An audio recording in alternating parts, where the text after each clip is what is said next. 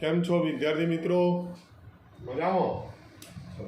આજે આપણે પ્રકરણ 9 જૈવિક અણુઓ ચેપ્ટરની અંદર ઉત્સેચકોના વર્ગીકરણનો અભ્યાસ કરીશું. ઓકે, તો સ્ટાર્ટ કરીએ. ઉત્સેચકોનું વર્ગીકરણ.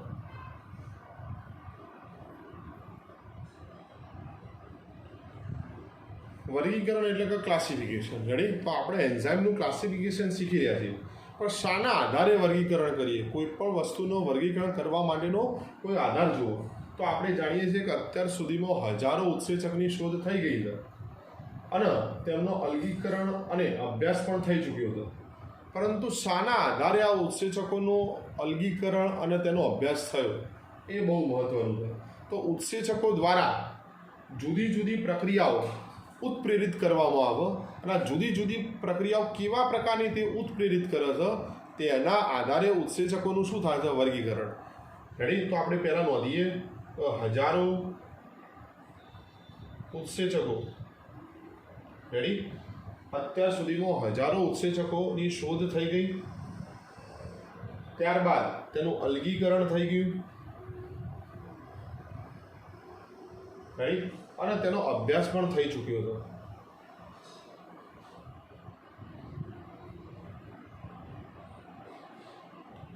બીજા નંબરનો આપણો મુદ્દો છે હજારો ઉત્સેચકોની જેની શોધ, અલગીકરણ અને અભ્યાસ થઈ ચૂક્યો છે તે જુદા જુદા પ્રકારની પ્રક્રિયાઓ ઉત્પ્રેરિત કરે છે. તેઓ જુદી જુદી પ્રક્રિયાઓ ઉત્પ્રેરિત કરે અને તે કેવા પ્રકારની પ્રક્રિયા ઉત્પ્રેરિત કરે તેના આધારે તેમનું શું થયું છે? વર્ગીકરણ. રેડી? તો ઉત્સેચકોનું વર્ગીકરણ મુખ્યત્વે શાના આધારે થયું છે? તે કેવા પ્રકારની પ્રક્રિયાઓ ઉત્પ્રેરિત કરે તેના આધારે, અને તેના આધારે તેમના જુદા જુદા સમૂહોમાં એનું વર્ગીકરણ કરવામાં આવ્યું. પણ સામો જુદા જુદા સમૂહોમાં.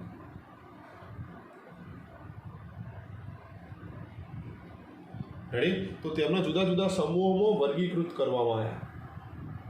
ફરીથી હજારો ઉત્સેચકની શોધ, તેના અલગીકરણ એટલે છૂટા પાડ્યા છે અને તેનો અભ્યાસ થઈ ચૂકેલ છે. આપણે ઉત્સેચકોનો શાના આધારે વર્ગીકૃત અથવા વર્ગીકરણ કરી રહ્યા છીએ? તો ઉત્સેચક કેવા પ્રકારની ઉત્પ્રેરિત પ્રક્રિયા દર્શાવે છે તેના આધારે તેના વર્ગીકરણ કરી જુદા જુદા સમૂહમાં વર્ગીકૃત કરવામાં આવે છે. ઉત્સેચકોનો મુખ્યત્વે 6 વર્ગોમાં વર્ગીકૃત કરવામાં આવ્યા છે.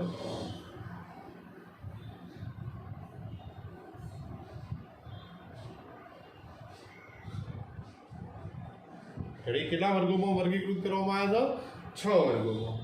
બીજા નંબરમાં આપણે વાત કરીએ, પ્રત્યેક આ વર્ગ જે 6 વર્ગ છે એમાં પ્રત્યેક વર્ગ અંદાજિત 4 થી 13 ઉપવર્ગોમાં વિભાજિત છે.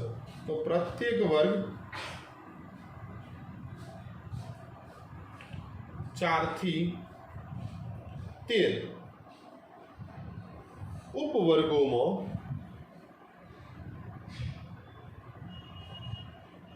વિભાજિત છે. રેડી? પરંતુ આપણે મુખ્યત્વે 6 વર્ગોનો અભ્યાસ કરવાનો છે. રેડી? અંદર ઉપવર્ગો તરફ જોવાનું નથી. તો ફરીથી એની વાત કરું, ઉત્સેચકોના વર્ગીકરણમાં અત્યાર સુધી હજારો ઉત્સેચકોની શોધ થઈ ગઈ, તેને છૂટા પાડીને તેનું અલગીકરણ કરી શકાયું છે. ત્યારબાદ તેનો અભ્યાસ પણ થઈ ચૂક્યો છે. પરંતુ ઉત્સેચકોના જુદા જુદા સમૂહોમાં વર્ગીકૃત કેવી રીતે કરવામાં આવ્યા? તો ઉત્સેચકો દ્વારા જુદી જુદી પ્રક્રિયાઓ ઉત્પ્રેરિત કરવામાં આવે તેના આધાર પર ઉત્સેચકોના જુદા જુદા સમૂહોમાં વર્ગીકૃત કરવામાં આવ્યા. લગભગ મુખ્યત્વે ઉત્સેચકોને 6 વર્ગોમાં વર્ગીકૃત કરવામાં આવ્યા અને પ્રત્યેક વર્ગના 4 થી 13 ઉપવર્ગોમાં વિભાજિત થાય. તો આપણે હવે જોઈએ એ કયા 6 વર્ગો છે કે જેમાં ઉત્સેચકોને વર્ગીકૃત કરવામાં આવ્યા. રેડી? તો આપણે જોઈએ સૌપ્રથમ પહેલો વર્ગ. આપણે પહેલાં 6 નું એવું હોય તો લિસ્ટ બનાવી દઈએ એકવાર, પછી ચલો. પહેલો વર્ગ છે ઓક્સિડો રિડક્ટેજીસ. રેડી?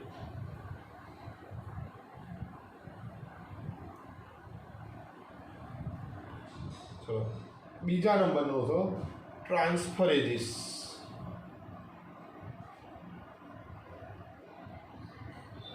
ત્રીજા નંબરનો વર્ગ છે હાઇડ્રોલેજીસ,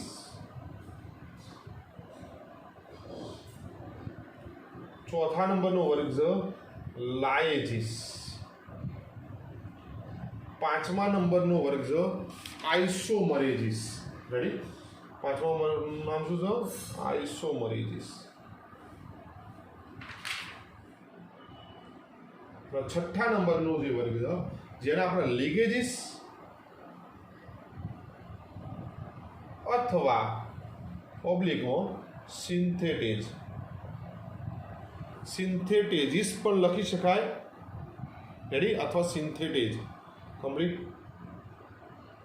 તો આપણી પાસે ટોટલ 6 વર્ગોમાં આપણે ઉત્સેચકોના જુદી જુદી ઉત્સેચકો જે પ્રક્રિયાઓ દર્શાવે છે એના આધારે ઉત્સેચકોને મુખ્યત્વે 6 વર્ગોમાં વર્ગીકૃત કર્યા. રેડી? આ 6 વર્ગોને વર્ગીકૃત કર્યા. આપણે યાદ કેવી રીતે રાખવું એની પણ આપણે આ ટોપિક પતશે એટલે છેલ્લે ચર્ચા કરીશું કેવી રીતે 6 યાદ રહે. ઓકે, ચલો તો ફરીથી વાત કરીએ. ઉત્સેચકો દ્વારા થતી જુદી જુદી ઉત્પ્રેરિત પ્રક્રિયાઓને આધારે ઉત્સેચકોના મુખ્યત્વે 6 વર્ગોમાં વર્ગીકૃત કરવામાં આવ્યા અને પ્રત્યેક વર્ગના 4 થી 13 ઉપવર્ગો છે. સૌ પ્રથમ આપણે પહેલો વર્ગ જોઈએ, ઓક્સિડો રિડક્ટેજીસ. બરોબર? ચલો, ઓક્સિડો રિડક્ટેજીસમાં શું થાય? આને કેમ ઓક્સિડો રિડક્ટેજીસ વર્ગના ઉત્સેચકો કહેવાય તો સમજીએ. ચલો, પહેલા આપણે આ સમજતા પહેલા ઓક્સિડેશન અને રિડક્શનની વાત કરીએ. રેડી? ઇલેક્ટ્રોનની આપણે એમ સાદી ભાષામાં બોલીએ છીએ, ઓક્સિજન ગ્રહણ કરવામાં આવે અને હાઇડ્રોજન દૂર કરવામાં આવે. ચલો વિદ્યાર્થી મિત્રો, આપણે વાત ફરીથી એની વાત કરીએ તો ઓક્સિડેશન અને રિડક્શન આ બંને પ્રક્રિયાઓ જે ઉત્સેચક કરતો હોય તેને ઓક્સિડો રિડક્ટેજીસ ઉત્સેચક તરીકે ઓળખી શકીએ. પરંતુ પહેલાં આપણે ઓક્સિડેશન અને રિડક્શનની જે વાત કરતા હતા કે સાદી રીતે આપણે ઓક્સિડેશન અને રિડક્શન કહીએ ઓક્સિજનનો અણુ પ્રાપ્ત કરવો અને હાઇડ્રોજનનો અણુ પ્રાપ્ત કરવો એના આધારે. તો ચલો આપણે સામાન્ય રીતે કઈ ઓક્સિડેશન કોને કહીએ છીએ તો તમે જાણો છો, ઇલેક્ટ્રોનની ભાષામાં જો આપણે બોલતા હોઈએ તો ઓક્સિડેશન એટલે કે ઇલેક્ટ્રોન ગુમાવવાની પ્રક્રિયા. રેડી? જ્યારે રિડક્શન એટલે કે ઇલેક્ટ્રોન પ્રાપ્ત કરવાની પ્રક્રિયા. રેડી? ઓક્સિડેશન એટલે ઇલેક્ટ્રોન ગુમાવવાની પ્રક્રિયા છે, જ્યારે રિડક્શન છે એટલે ઇલેક્ટ્રોન પ્રાપ્ત કરવાની પ્રક્રિયા છે. રેડી? તો આપણે આના બેઝિસ ઉપર શીખીશું ઓક્સિડો રિડક્ટેજીસ. રેડી? માની લો કે એક સાદી ભાષામાં કહું, માની લો કે કોઈ Cu+ હોય અને તેમાંથી Cu+2 સ્વરૂપમાં આવે તો એ ઓક્સિડાઇઝ થયું કહેવાય, ઓક્સિડેશન પામ્યું કહેવાય. એને પોતાનો એક બીજો ઇલેક્ટ્રોન ગુમાયો માટે એની પાસે ચાર્જ કયો થઈ ગયો Cu+2. તો આ શું થયું કહેવાય? ઓક્સિડાઇઝ. રેડી? એટલે ઓક્સિડેશન. પરંતુ માની લો Cu+2માંથી Cuમાં આવે તો એ શું પામ્યા કહેવાય? રિડક્શન. કારણ કે એમાં ઇલેક્ટ્રોનનો ઉમેરો થયો. રેડી? તો Cu+માંથી Cu+2માં જવું એટલે કે ઓક્સિડેશન, પણ Cu+2માંથી Cu+માં આવવું એટલે કે રિડક્શન. રેડી? હવે આપણે શીખીએ જે ઉત્સેચકો ઓક્સિડેશન કરતા હોય તેવા ઉત્સેચકોનો ઓક્સિડેઝ પ્રકારના ઉત્સેચકો કહેવાય અને જે ઉત્સેચકો રિડક્શન પ્રકારની પ્રક્રિયાઓ પ્રેરતા હોય તેમને રિડક્ટેજ પ્રકારના ઉત્સેચકો કહેવાય. તો ઓક્સિડેશન પ્રેરનાર ઉત્સેચકો, રેડી? ઓક્સિડેશન પ્રેરનાર ઉત્સેચકો કયા નામે ઓળખાય? ઓક્સિડેઝ. રેડી? અને રિડક્શન પ્રેરનાર ઉત્સેચકો કયા કહેવાય? રિડક્ટેજ. રેડી? અને આવું બંનેનું સંયુક્ત રીતે કાર્ય કરતા ઉત્સેચકો આપણી પાસે ઓક્સિડો રિડક્ટેજીસ વર્ગના છે. ચલો જોઈએ આપણે ઉદાહરણ તરીકે સમજીએ.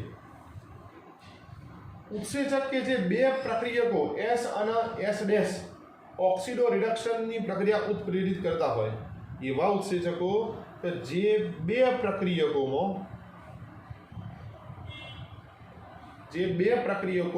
કયા બે પ્રક્રિયકો ધાર્યા છે? S અને S'. રેડી? તેમાં વચ્ચે કઈ પ્રક્રિયા ઉત્પ્રેરિત કરતા હોય? ઓક્સિડો રિડક્ટેશન, ઓક્સિડો રિડક્શન. બે ઉત્સેચકોમાં કઈ પ્રક્રિયા ઉત્પ્રેરિત કરતા હોય? ઓક્સિડો રિડક્શનની પ્રક્રિયાને શું કરતા હોય? ઉત્પ્રેરિત. ઉદાહરણ તરીકે આપણે જોઈએ. ચલો આપણો એક પ્રક્રિયાર્થી છે એસ અને બીજો પ્રક્રિયાર્થી છે એસ ડેશ. આપણે અહીંયા કેટલા પ્રક્રિયાર્થી દર્શાવ્યા છે? 2. આ રિડ્યુસ ફોર્મમાં છે. કયા ફોર્મમાં છે? રિડ્યુસ. એટલે કે આની પાસે ઇલેક્ટ્રોન વધારે છે. જ્યારે આ કયા ફોર્મમાં છે? ઓક્સિડાઇઝ ફોર્મમાં છે. રેડી? મતલબ કે આની અંદર ઇલેક્ટ્રોનની ઉણપ છે. કમ્પ્લીટ. હવે જ્યારે આના ઉપર કોઈ ઉત્સેચક અસર કરે કમ્પ્લીટ, ત્યારે તે આમાંથી ઇલેક્ટ્રોન લઈ અને આના આપી દે. રેડી? તો આ રિડ્યુસ ફોર્મમાંથી કયા ફોર્મમાં આવી જાય? ઓક્સિડાઇઝ ફોર્મમાં. રેડી? અને એસ ડેશ ઓક્સિડાઇઝ ફોર્મમાંથી કયા ફોર્મમાં આવી જાય? રિડ્યુસ ફોર્મમાં. રેડી? તો આ ઉત્સેચકે આનું શું કર્યું? ઓક્સિડેશન. એસનું શું કર્યું? ઓક્સિડેશન. તો આમાંથી ઇલેક્ટ્રોન દૂર કર્યા અને આમાં ઇલેક્ટ્રોન ઉમેર્યા માટે આનું શું કર્યું કહેવાય? રિડક્શન. તો આ ઓક્સિડાઇઝ ફોર્મ પોતે શું થઈ ગયું? રિડ્યુસ. જ્યારે રિડ્યુસ ફોર્મ પોતે શું થઈ ગયું? ઓક્સિડાઇઝ. રેડી? હવે આપણે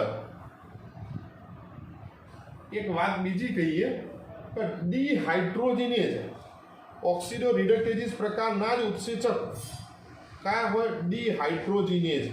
રેડી? ડિહાઇડ્રોજિનેઝ ઉત્સેચક કોને કહેવાય? કોઈ પણ ઘટકમાંથી હાઇડ્રોજનનો ત્યાગ કરાવનાર તેને કયા પ્રકારના કહેવાય? ડિહાઇડ્રોજિનેઝ. તેને કયા પ્રકારના કહેવાય? ડિહાઇડ્રોજિનેઝ પ્રકારના ઉત્સેચકો. રેડી? હવે તમે જાણો છો આ ડિહાઇડ્રોજિનેઝ કોઈ પણ ઘટકમાંથી હાઇડ્રોજનનો ત્યાગ કરાવનાર કયા ઉત્સેચકો કહેવાય? ડિહાઇડ્રોજિનેઝ. પણ કોઈ પણમાંથી હાઇડ્રોજન દૂર કરાવવા, હાઇડ્રોજનનો ત્યાગ કરાવવા મતલબ સાદી ભાષામાં શું કર્યું કહેવાય? ઓક્સિડેશન. રેડી? કોઈ પણમાં હાઇડ્રોજન ઉમેરવો તો રિડક્શન અને હાઇડ્રોજન દૂર કરવો તો ઓક્સિડેશન. રેડી? તો આ એ જ રીતે આપણે વાત કરી શકીએ કે જે ઉત્સેચકો કોઈ પણ ઘટકમાંથી હાઇડ્રોજનનો ત્યાગ કરાવે એટલે કે તે ઘટકનું શું પ્રેરી રહ્યા છે? ઓક્સિડેશન. રેડી? તે ઘટકનું શું પ્રેરી રહ્યા છે? ઓક્સિડેશન. તો ડિહાઇડ્રોજિનેઝ પ્રકારના ઉત્સેચકો પણ આ પ્રકારના જ કહેવાય ને? કારણ કે આને શું કરશે? કોઈ પણ ઘટકમાંથી હાઇડ્રોજન દૂર કરશે. હાઇડ્રોજન દૂર કરશે મતલબ કે તે ડિહાઇડ્રોજિનેશન પ્રકારની પ્રક્રિયા કરે. રેડી? અને ડિહાઇડ્રોજિનેશન પ્રકારની પ્રક્રિયા કરાવનાર ઉત્સેચકને કહ્યું કે ડિહાઇડ્રોજિનેઝ. મતલબ તે સાદી ભાષામાં હાઇડ્રોજન દૂર કરે છે એટલે ઓક્સિડેશન જ પ્રેરી રહ્યો છે. ચલો બીજું, કોઈ ઉત્સેચક એવો હોય કે જે કોઈ પણ અણુમાં અથવા કોઈ ઘટકમાં ઓક્સિજન ઉમેરે તો એને કયા પ્રકારના કહેવાય? તો આપણે એના માટે શબ્દ વાપરીએ ઓક્સિડેઝ પ્રકારના. કયા પ્રકારના? તો ઓક્સિડેઝ કોને કહીશું? કોઈ પણ ઘટકમાં ઓક્સિજન અણુનો ઉમેરો કરો.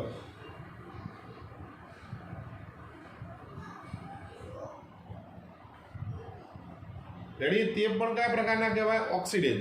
તો ડિહાઇડ્રોજિનેઝ પ્રકારના હોય, ઓક્સિડેઝ પ્રકારના હોય, બધા કયા ઉત્સેચકો છે? ઓક્સિડો રિડક્ટેજીસ.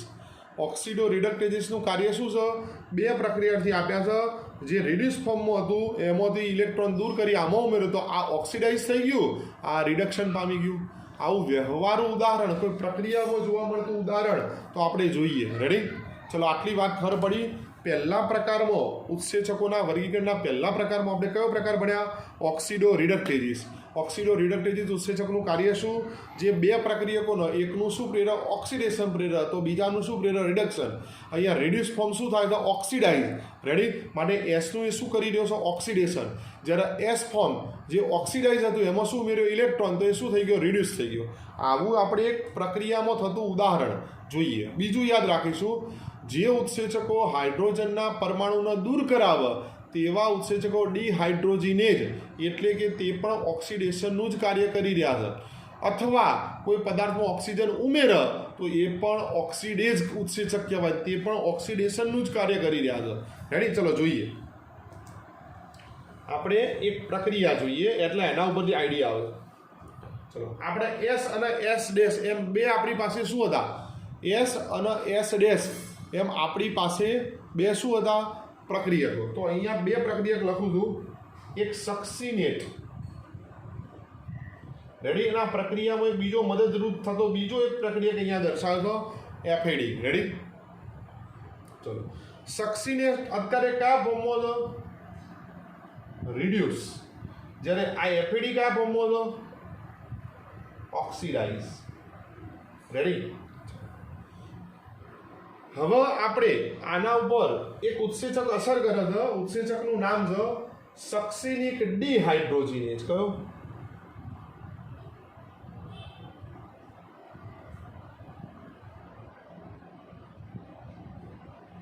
કયું ઉત્સેચક છે? સક્સિનિક ડિહાઇડ્રોજિનેઝ. તો સક્સિનિક ડિહાઇડ્રોજિનેઝ શું કરે છે? આમાંથી હાઇડ્રોજન દૂર કરે છે. શું કરે છે? હાઇડ્રોજન દૂર. ચલો, કોઈ પણમાંથી હાઇડ્રોજનનો ત્યાગ કરાવે એટલે ડિહાઇડ્રોજિનેઝ તો કહેવાય. અને સામાંથી ત્યાગ કરાવે છે? સક્સિનિકમાંથી. તો સક્સિનિક એસિડમાંથી ડિહાઇડ્રોજિનેઝ દૂર કરે માટે આ ઉત્સેચકનું નામ છે સક્સિનિક ડિહાઇડ્રોજિનેઝ. પણ આમાંથી હાઇડ્રોજન દૂર કરવો મતલબ આનું શું કરે છે? ઓક્સિડેશન. અને આની અંદર હાઇડ્રોજન ઉમેરી દેશે એટલે આનું શું થઈ જશે? રિડક્શન. તો રિડ્યુસ ફોર્મ શું થાય છે? ઓક્સિડાઇઝ. તો સક્સિનેટ ઓક્સિડાઇઝ થાય એટલે શું બને છે? ફ્યુમરેટ. શું બને છે? ફ્યુમરેટ. રેડી. તો આ કયા ફોર્મમાં આવી ગયું? ઓક્સિડાઇઝ. જ્યારે આમાંથી હાઇડ્રોજન દૂર કરી આમાં ઉમેર્યો તો એફએડી શું બની ગયું? જુઓ, FADH2. શું બની ગયું? FAD. તો એ શું થઈ ગયું? Reduce form. શું થઈ ગયું? રિડ્યુસ. તો એસ હતો, આ એસ ડેશ હતો, પહેલાં રિડ્યુસ હતો, એ શું થઈ ગયો? ઓક્સિડાઇઝ. અને ઓક્સિડાઇઝ હતો એ શું થઈ ગયો? રિડ્યુસ. તો આર્યા પ્રકારના ઉત્સેચકો કયા કહેવાય? ઓક્સિડો રિડક્ટેજીસ પ્રકારના. આવા બીજા ઉત્સેચકો પણ છે જેના નામ આપણે ઉદાહરણ તરીકે યાદ રાખીશું. બીજો ઉત્સેચક છે સાઇટોક્રોમ ઓક્સિડેઝ. રેડી. ત્રીજા નંબરનો ઉત્સેચક છે NADP રિડક્ટેજ. તો પહેલું ઉદાહરણ આપણે ભણી ગયા ઓક્સિડો રિડક્ટેજીસ. તો જે ઉત્સેચકો ઓક્સિડેશન અને રિડક્શનની પ્રક્રિયાઓ માટે જવાબદાર હોય તેમને ઓક્સિડો રિડક્ટેજીસ કહેવાય. ઉદાહરણ તરીકે આપણે ભણ્યા સક્સિનિક ડિહાઇડ્રોજિનેઝ, બીજું ઉદાહરણ છે સાઇટોક્રોમ ઓક્સિડેઝ અને ત્રીજા નંબરનું ઉદાહરણ છે NADP રિડક્ટેજ. રેડી. તો અહીંયા પહેલો ટોપિક આપણો પત્યો.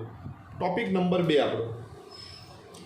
રેડી. ઓક્સિડો રિડક્ટેજીસ વર્ગીકરણ પતી ગયું. હવે બીજા નંબરનું આપણે વર્ગીકરણ ભણી રહ્યા છીએ જેના આપણે કહીએ ટ્રાન્સફરેજીસ પ્રકારના ઉત્સેચકો. આ ટ્રાન્સફરેજીસ પ્રકારના ઉત્સેચક આપણને એના નામ ઉપરથી જ કંઈક આઈડિયા આવે. ટ્રાન્સફર કરે. ટ્રાન્સફર એટલે સ્થળાંતરણ કરે. પણ કોનો? હાઇડ્રોજનનું સ્થળાંતરણ ના કરે. તમે હાલ જોયું સક્સિનેટમાંથી હાઇડ્રોજન લઈ કોની અંદર દાખલ કરી દીધો? FADમાં. તો હાઇડ્રોજનને એકમાંથી દૂર કરી બીજામાં ઉમેરો તો ઓક્સિડો રિડક્ટેજીસ પ્રકારના કહેવાય. તો આ એવા ઉત્સેચકો છે હાઇડ્રોજન સિવાયના. રેડી. તો આપણે લખીશું ઉત્સેચકો કે જે હાઇડ્રોજન સિવાયના. જો હાઇડ્રોજનને એકમાંથી છૂટો પાડી બીજામાં સ્થળાંતરણ કરે તો તેને તો શું કહેવાય? ઓક્સિડો રિડક્ટેજીસ કહેવાય. પણ ઉત્સેચકો કે જે હાઇડ્રોજન સિવાયના કોઈ પણ એક સમૂહને એક પ્રક્રિયાર્થીમાંથી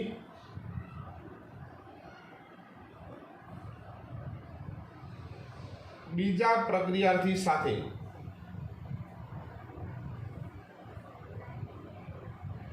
અથવા બીજા પ્રક્રિયાર્થીમાં સ્થળાંતરણ કરી આપે. સ્થળાંતરણ કરી જોડાણ કરે. રેડી. એટલે મતલબ એક પ્રક્રિયાર્થીમાંથી કોઈ સમૂહ છૂટો પાડી પણ એ સમૂહ હાઇડ્રોજન હોવો જોવો નહીં. તો હાઇડ્રોજન સિવાયનો કોઈ અણુ એક પ્રક્રિયાર્થીમાંથી છૂટો કરી બીજા પ્રક્રિયાર્થીની અંદર ઉમેરી આપે. રેડી. તો તેવું સ્થળાંતરણ કરતા ઉત્સેચકો કયા વર્ગના કહેવાય? ટ્રાન્સફરેજીસ. ચલો ઉદાહરણ જોઈએ. S અને G પ્લસ S ડેશ. તમે જોઈ શકો છો પ્રક્રિયાર્થી S અને બીજો પ્રક્રિયાર્થી છે S ડેશ. આ પ્રક્રિયાર્થી પાસે એક વધારાનો સમૂહ છે જેનું નામ અહીંયા G આપણે રાખ્યું છે. બરોબર. ચલો અહીંયા આપણે કયા પ્રકારનો ઉત્સેચક એપ્લાય કર્યો? ટ્રાન્સફરેજીસ. તો આ ઉત્સેચક ટ્રાન્સફરેજીસ ઉત્સેચક શું કરશે? અહીંયાથી એસમાંથી જી નામનો જે સમૂહ છે એને છૂટો પાડી કોની સાથે જોડી દેશે એસ ડેશ તો જો એસ વત્તા એસ ડેશ જી તો તમે જોઈ શકો છો એક પ્રક્રિયાર્થીમાંથી સમૂહ છૂટો પડી બીજા પ્રક્રિયાર્થીમાં ઉમેરી આપે પરંતુ હાઇડ્રોજન સિવાય ઉદાહરણ તરીકે આપણે જોઈએ ગ્લુકોઝ ચલો ગ્લુકોઝ કેટલા કાર્બનયુક્ત શર્કરા છે 6 કેવી શર્કરા કહેવાય આલ્ડોહેક્ઝોઝ જાણીએ છીએ આપણે મોનોસેક્રાઇડના હેક્ઝોઝ શર્કરામાં ભણી ગયા હતા રેડી ચલો ગ્લુકોઝ સાથે આપણે એટીપી અહીંયા દર્શાવીએ છીએ અને અહીંયા ઉત્સેચક છે આપણો હેક્ઝોકાઇનેઝ કયો હેક્ઝોકાઇનેઝ આ હેક્ઝોકાઇનેઝ પ્રકારનો ઉત્સેચક એટીપી એડિનોસાઇન ટ્રાયફોસ્ફેટ એટલે કે કેટલા ફોસ્ફેટ છે 3 તો આમાંથી એક ફોસ્ફેટને લઈ અને આની અંદર ઉમેરશે રેડી તો આપણો એસ આર્યો છે અને આ કયો છે એસ ડેશ રેડી તો અહીંયા એટીપીમાં રહેલા 3 ફોસ્ફેટમાંથી એક ફોસ્ફેટને ગ્લુકોઝમાં સ્થાનાંતરણ કરીએ છીએ રેડી તો ગ્લુકોઝ શું બની જશે ગ્લુકોઝ 6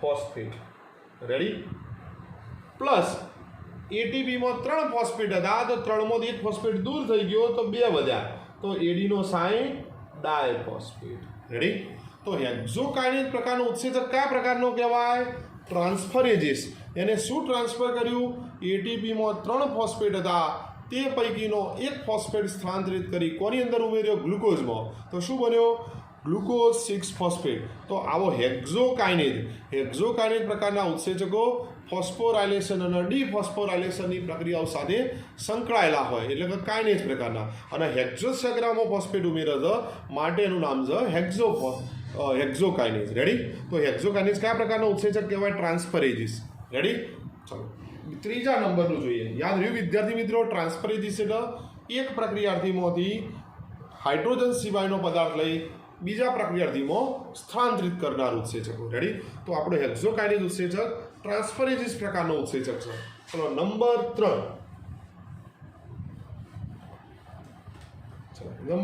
છે આપણા લાયેજીસ ચલો લાયેજીસ પ્રકારનો નંબર 3 તો આપણો હાઇડ્રોલેજીસ લાયેજીસ પછી લખીએ આના પછી હાઇડ્રોલેજીસ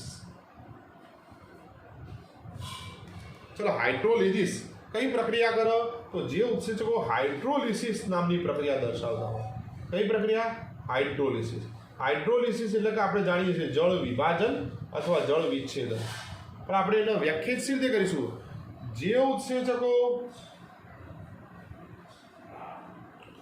રેડી જટિલ પદાર્થમાં પાણીનો અણુ જે ઉત્સેચકો જટિલ પ્રક્રિયાર્થીમાં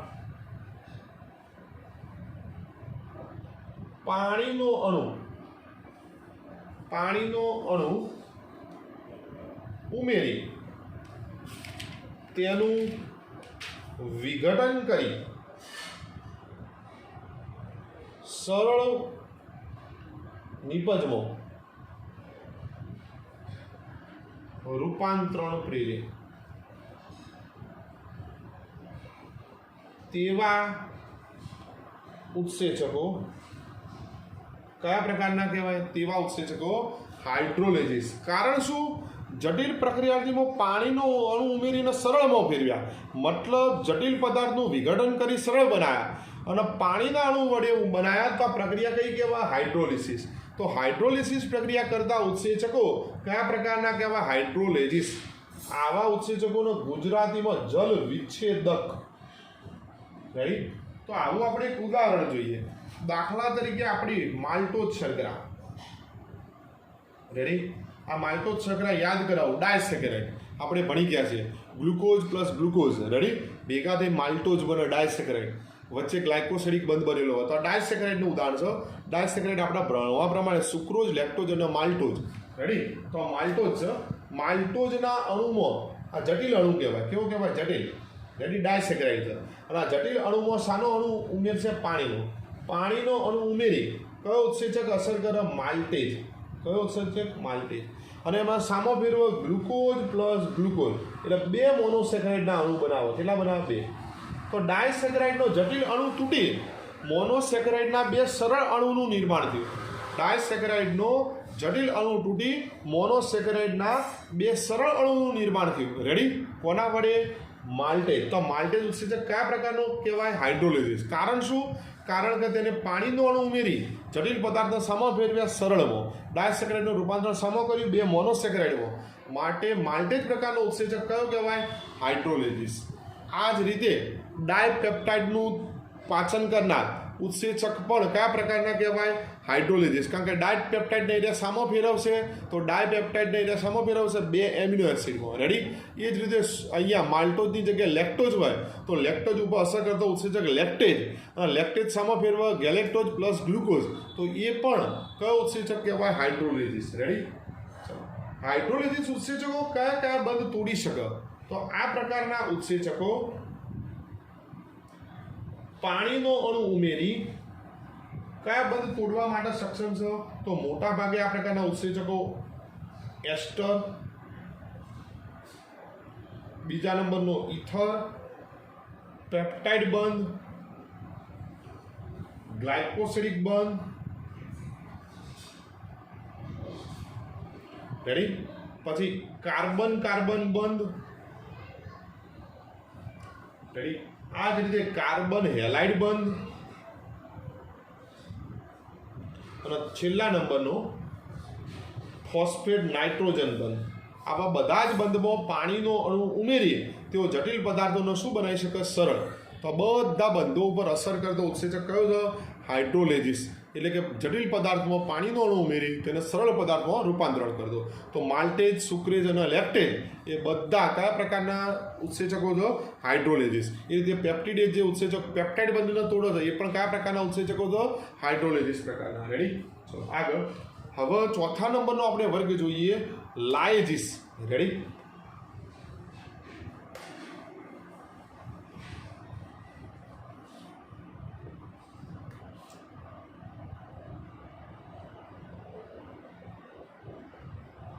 આ લાયજીસ ઉત્સેચક શું કરે છે?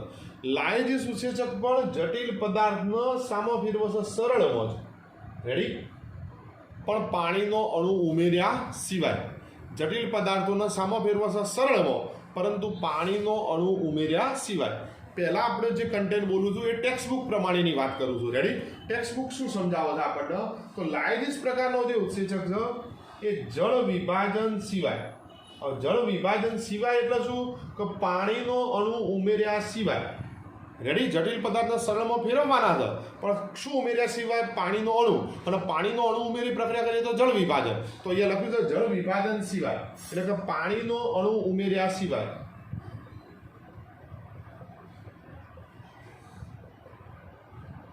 રેડી? તો પાણીનો અણુ ઉમેર્યા સિવાય પ્રક્રિયકોમાંથી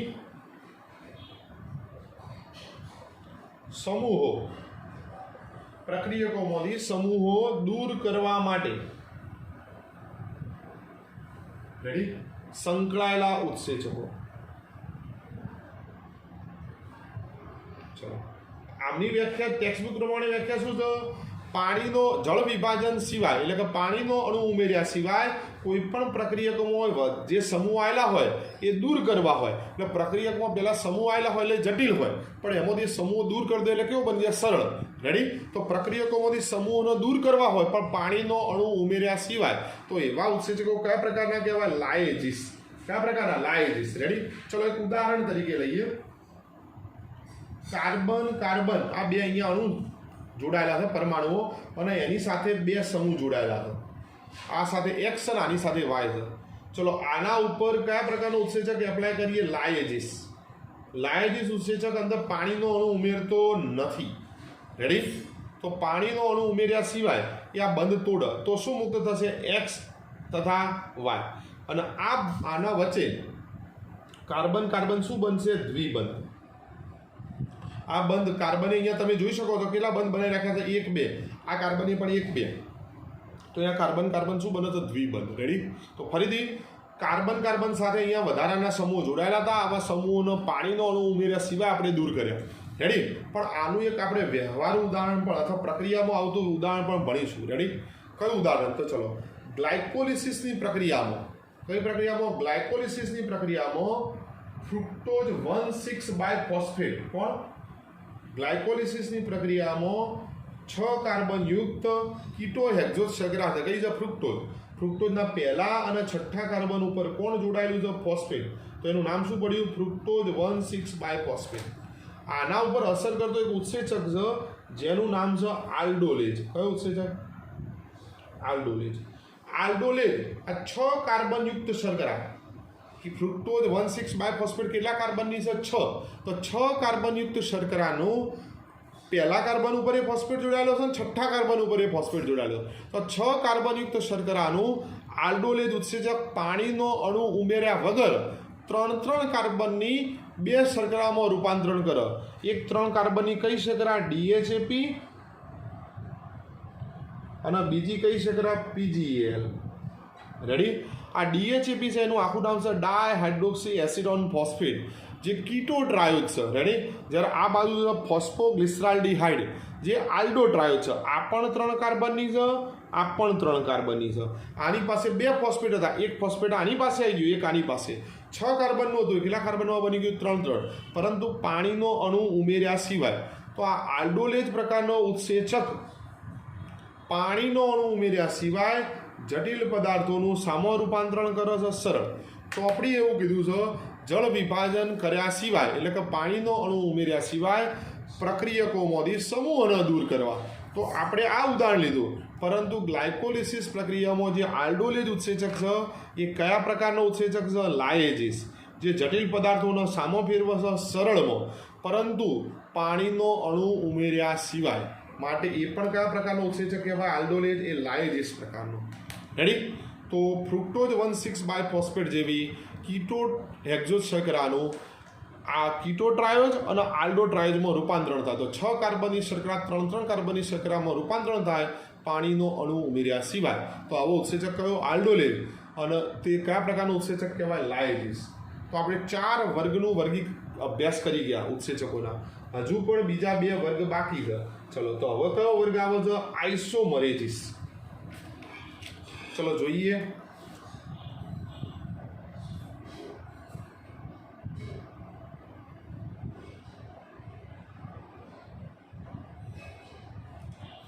રેડી આ આઇસોમરેજીસ ઉત્સેચક એનું નામ જ ખબર પડી જાય આઇસોમર ઉપરથી અને આઇસોમર એટલે તમે જાણો છો સમઘટકો રેડી તો સમઘટકોમાં ભણેલા છે જેના અણુસૂત્રો સમાન હોય પણ જે ઘટકોના બંધારણીય સૂત્રો જુદા જુદા હોય રેડી અણુસૂત્રો સમાન હોય પરંતુ બંધારણીય સૂત્રો અલગ અલગ હોય તેવા ઉત્સેચકોનો આઇસોમર કહેવાય તો એક પદાર્થનું એના સમઘટકના પદાર્થમાં રૂપાંતરણ કરી આપે તેવા ઉત્સેચકોને શું કહેવાય આઇસોમરેજીસ રેડી તો આઇસોમરેજીસની વ્યાખ્યા શું આપી છે એવા ઉત્સેચકો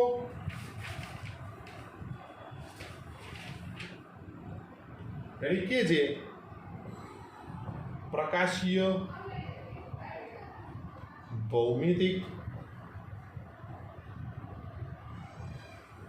અથવા બંધારણીય સમઘટકમાં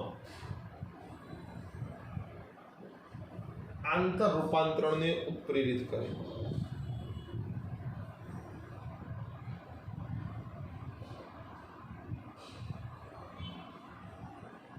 રેડી જે ઉત્સેચકો કોઈ પણ પ્રક્રિયકનું તેના સમઘટકમાં રૂપાંતરણ કરી રહ્યો અને એ જે બનેલો ઘટક પાછો એના પ્રક્રિયકમાં ફેરવાઈ શકે એટલે મતલબ આંતર રૂપાંતરણ કહેવાય ને કયું કહેવાય આંતર ઉદાહરણ તરીકે એનું એ ડેશમાં રૂપાંતરણ કરે અને એ ડેશનું એમાં રૂપાંતરણ કરે આ બંને એકબીજાના શું હોય સમઘટકો તો આવી પ્રક્રિયા કરાવનાર ઉત્સેચકને શું કહેવાય આઇસોમરેજીસ આપણે ઉદાહરણ તરીકે જોઈએ ચલો જોઈએ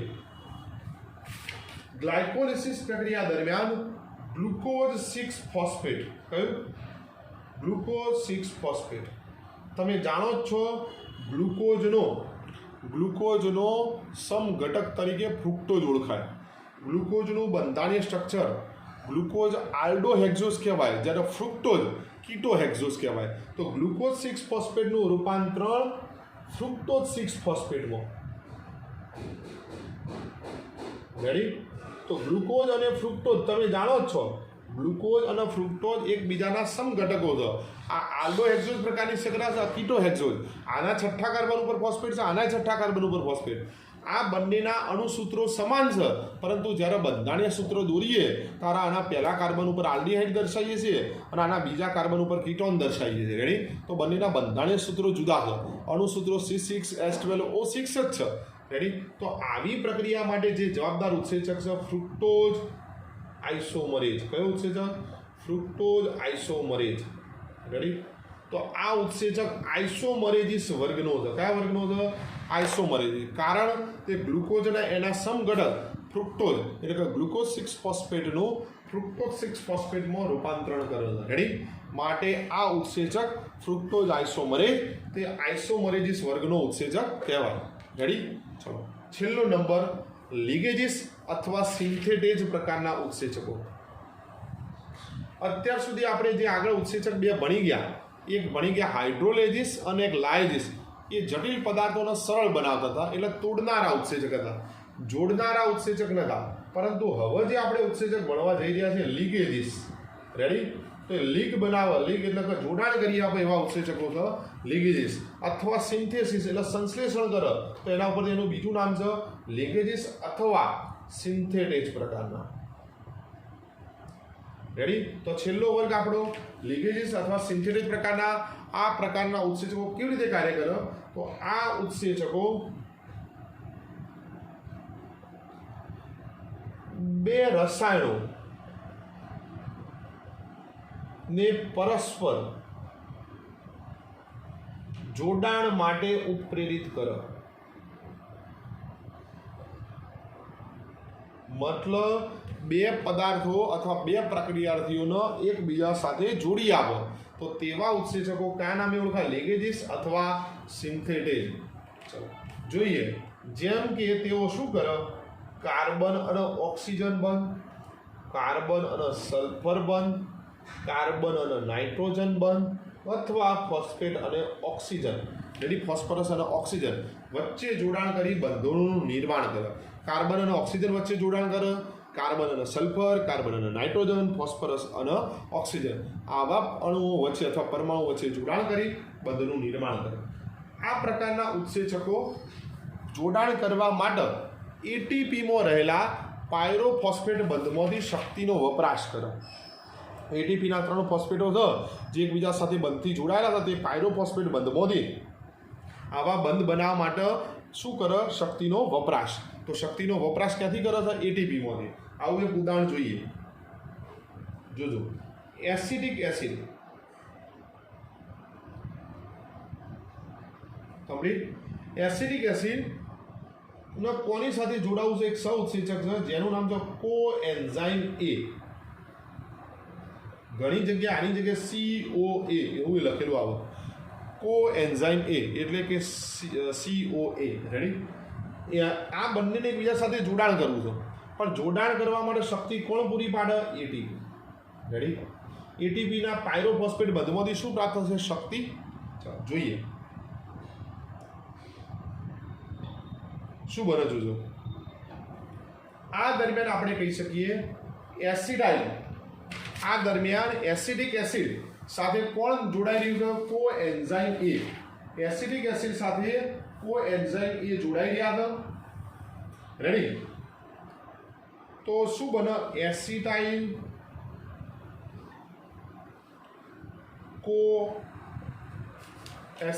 કોએન્ઝાઇમ એ નું નિર્માણ થાય. આ ઘટક અને આ ઘટક જોડાય છે, પણ જોડાણ માટે શક્તિ કોણ આપે છે? એટીપી. તો એટીપીનો ફોસ્ફેટ તૂટી જાય છે. રેડી? તો એટીપીનું રૂપાંતરણ સમય દરમિયાન હોય છે એડીપી. કમ્પ્લીટ. તો એસિડાઇલ કોએન્ઝાઇમ એ ફરીથી એસિડિક એસિડ સાથે કોએન્ઝાઇમ એને જોડાણ કરવું છે, તો જોડાણ માટે જરૂરી શક્તિ કોણ આપે છે? એટીપી. અને આ બંને જોડાઈ એસિડાઇલ કોએન્ઝાઇમ એ નામનું સંયોજન બનાવે. રેડી? અને તે દરમિયાન એટીપીમાંથી શું છૂટો પડે છે? ફોસ્ફેટ. રેડી? એટીપીમાંથી શું છૂટો પડે છે? ફોસ્ફેટ. તો એટીપીનું રૂપાંતર શામાં થઈ જાય છે? એડીપી. કમ્પ્લીટ. તો આ ઘટનામાં તમે જોઈ શકો છો બે ઘટકોનું જોડાણ થવા માટે શક્તિ કોણ આપે છે? એડીપી. તો આવા ઉત્સેચકો જોડાણ કરનારા એટલે કે લિગેજીસ અથવા સિન્થેટેજ પ્રકારના ઉત્સેચકો તરીકે ઓળખાય. શાના તરીકે ઓળખાય છે? શાના તરીકે ઓળખી શકીએ? લિગેજીસ અથવા સિન્થેટેજ પ્રકારના ઉત્સેચક તરીકે ઓળખી શકીએ. ઓકે, તો આપણે છેલ્લો ટોપિક આટલે પૂર્ણ કરીએ છીએ. રેડી? આપણે 6 ઉત્સેચકોનું વર્ગીકરણ ભણી ગયા. 6 પૈકી આપણે 6ને યાદ કેવી રીતે રાખવા, તો એના માટે એક સૂત્ર બનાવી દઈએ. આપણું સૂત્ર શું છે? Hot list. રેડી? આ હોટ લિસ્ટમાંથી છેલ્લો જે ટી છે એના પર ચોકડી મારી દઈશું. H for hydrolysis. રેડી? એટલે યાદ રહી જાય. ત્રીજા નંબરનો આપણો જે હતો O for ઓક્સિડો રિડક્ટેજીસ.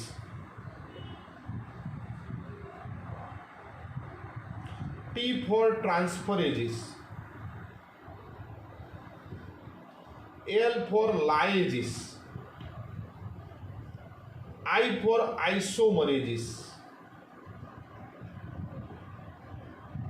S for synthetase. સિન્થેટેજનું બીજું નામ છે લિગેજીસ. તમે અહીંયા જોઈ શકો છો L ફોર લાએજીસ છે, લિગેજીસ. એટલે આપણે સૂત્રમાં S ફોર સિન્થેટેજ યાદ રાખીશું ને સિન્થેટેજનું બીજું નામ લિગેજીસ. તો આપણને 6 એ 6 આપણું સૂત્ર હતું હોટ લિસ્ટ. એમાં જે છેલ્લો છે ટી એને ધ્યાનમાં નહીં લેવાનું. તો આપણું સૂત્ર છે હોટ લિસ્ટ. રેડી? અને હોટ લિસ્ટ પ્રમાણે હાઇડ્રોલેજીસ, ઓક્સિડો રિડક્ટેજીસ, ટ્રાન્સફરેજીસ, લાએજીસ, આઇસોમરેજીસ અને સિન્થેટેજ એટલે આપણને યાદ રહી જાય 6 એ 6 કમ્પ્લીટ. તો આજે ઉત્સેચકોનું વર્ગીકરણ અહીંયા કમ્પ્લીટ થાય. ઓકે વિદ્યાર્થી મિત્રો, સાથે સાથે એને તૈયારી બરોબર કરજો અને 6 એ 6 ઉત્સેચકોનું વર્ગીકરણ બહુ સારી રીતે તૈયાર કરજો. ચલો મળીએ પછી નેક્સ્ટ સેશનના લેક્ચરમાં.